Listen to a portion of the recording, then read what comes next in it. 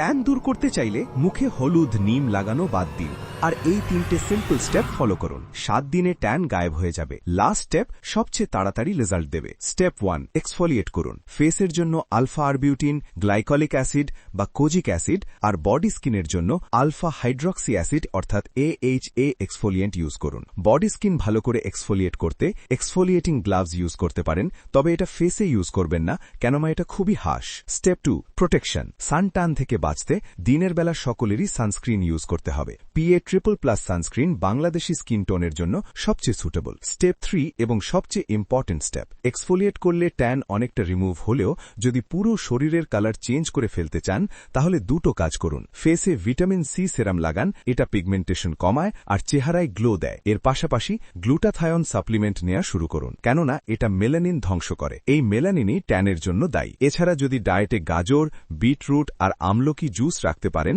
তাহলে এটা অসাধারণ কম্বিনেশন হবে। 7 দিনের চ্যালেঞ্জ নিয়েই দেখুন, 7 দিন পর নিজেকেই চিনতে পারবেন না।